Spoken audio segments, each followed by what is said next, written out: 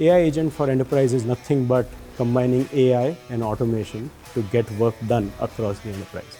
That's where we are, and it is very exciting, and it almost feels like day one, even after 2 decades. Now that amplified the part of, I would say the art of possible, especially now with a lot of our automation, COEs where we've been working for many years, they are looking at very complex problems. What we think is to drive enterprise level impact, you need a platform that can work across the enterprise, across all applications, that can stitch work across different applications. And you need a very smart mechanism of the right kind of, I would say, organization structure aligned to ensure that the way you manage your human employees, of how you are managing these agents. In last 15 years, close to $40 trillion of tech investments have happened around the world in our businesses. And that has made our businesses run better, more compliant. But in last 15 years, the productivity has remained largely flat. Meaning it still takes, in last 15 years, it takes 5.1 people to drive 1 million of revenue. That's an incredible stat. How is that possible when so many projects are looking green? Our ways of working is no longer working. Right. And it has not been for last 15 years. Now this AI is an ultra tech, and the AI agent is completely transforming the whole entire tech stack. It will from CPUs to GPUs to servers to applications.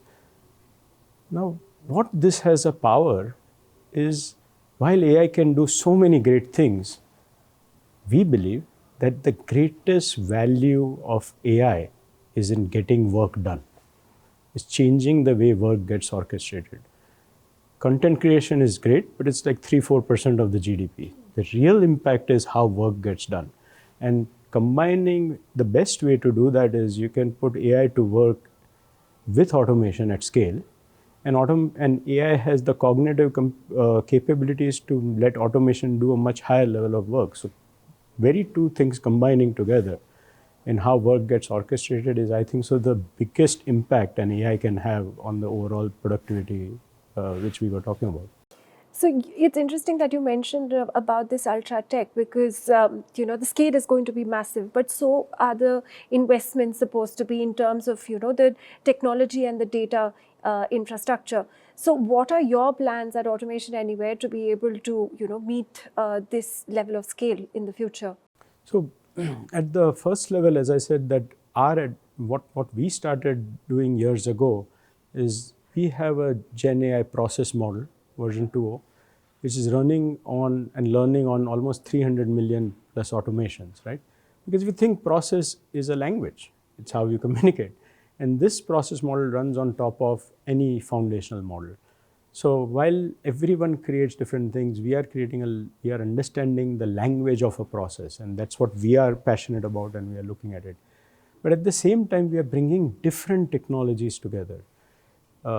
Using our Agentic process automation platform, you can create best-in-class bots, best-in-class AI agents, best-in-class enterprise co-pilots, best-in-class document processing tech, so that you can process structured, unstructured data, API integrators, and conversational automation. Now, these 6 different digital workers used in different combination allows you to now automate 40 to 80% of the work. That's massive. Right? Some case you'll use a bot with an AI agent, some case you'll use a document automation with integration, somewhere you'll use an AI agent with Copilot. But that completely allows you to transform. Now, Sumit will tell you that everyone loves automation. Right. Question is, can you do it within, accelerate the time to value? Can you do it within days as opposed to months and years? And that is what we've been on this journey. Sumit has been, and PwC has been on that journey with us, that can you do a 10x value, but more importantly, can you accelerate that time to value by 1/3 or so? I think so the investments from our standpoint will go into, as a software company, will keep investing in pushing the edge on innovation and tech. But you have to create something that is usable by everyone. True. If AI is only used by data scientists, you truly cannot have a massive impact. So our mission has always been that everyone should be able to use this tech. Yesterday we had our event. And within a day or two, 15 plus customers just built their first AI agent live and they were showcasing that within a day, right? So not only these techs can do amazing things, but you don't have to be a programmer. Everyone should be able to use this tech. And it should be done in a very secured and governed way because enterprise has a very high responsibility from that standpoint. So we focus on that.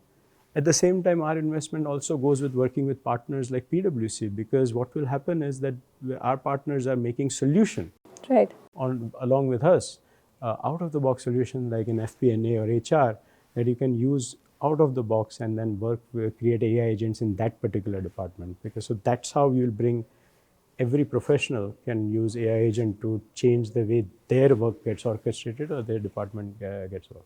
So, Sumit, Ankur almost spoke about, democratizing this new technology where AI can really be used by businesses and communities. And he also mentioned that it needs to be done in a manner that is safe. I want you to continue that thought and tell me what's your take on it. How can you make this, technology that is systemically safe? So if you look at, there has been a lot of talk in the industry around getting the right guardrails of how you are bringing agents into the organization and what are the don'ts and do's around it. The moment you talk about the guardrails around that, it is not just saying that when an agent is going live in the environment, how do you manage and control that? I think so it starts from the very scratch to say where you want to deploy agents within your organization and what kind of control and autonomy you want to give it to them in terms of what they would like to perform. So the first part is getting the design principles ready, both at an organization level from a governance standpoint, and then ensuring that each of the subsequent steps in terms of when the onboarding or deciding of what skills are going to be handled with agents and as the part of their performance into each of these aspects. It also has a deep impact in terms of how a lot of organizations are looking at their internal controls and compliance. So that's where we're saying that the entire governance around the control mechanism should not be an afterthought. That should be baked right into the inception of the program, and then you have to ensure that the entire the execution of that program follows those guardrails. And having said that, I think so you need to re-evaluate that governance document every 6 months, because the pace at which the changes are happening, you can't say it's done and dusted at one time and you leave it and you say everything is going to work in accordance. Right. So I think so there has to be a continuous evolution of your governance framework as well, with the pace at which some of these agentic automations are also evolving over the period of time.